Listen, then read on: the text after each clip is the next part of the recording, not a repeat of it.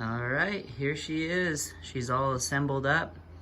I just wanted to add a couple things now to this video, now that it is assembled, and just a couple tips while you're assembling everything after you make all your cuts and get everything in the bedroom and ready to assemble. Just a couple tips. When you are putting these boards on, you have to make sure that they're not sitting just below here. You want to make them flush so you're not going to see them from the edge here, as you can see. So get your corners lined up. How I did it, actually, I went ahead and tightened up all the sideboards first. Start with all of that, and then actually laid out my 2x4s on the ground. And I went ahead and screwed all of that in, but I failed. I actually did one quick failure on actually the type of screws.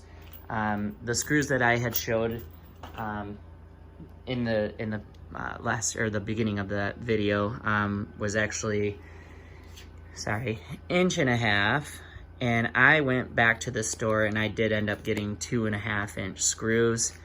And I also went back through and I Kreg jigged everything better. I went with the 1.5 inch rather than just the 1/2 inch.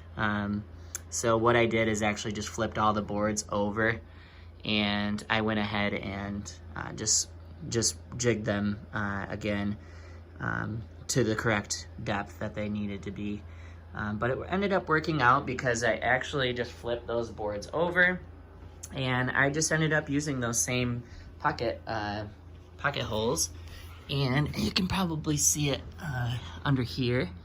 I just ended up screwing them back in. It's just gonna add a little bit more support with that 1.5 inch screw on the bottom too. Again, I just went ahead and did the 2.5-inch screws, which actually really beefed it up. And then if you're curious how the black pipe turned out, there it is.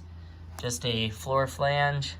I just used drywall screws. I ended up using actually a 1.5 inch screw in these boards, and then into my soft plywood there, I just did a actually just a 1-inch screw, and that was just fine. So yeah, I just wanted to update that. Now we are ready for our sheet of plywood to go in here, and I'm gonna rip that down and make sure that it fits in here, and we'll get our bedroom back together. But thank you guys for checking out this video. Hopefully it's helpful. If you have any questions, comment below.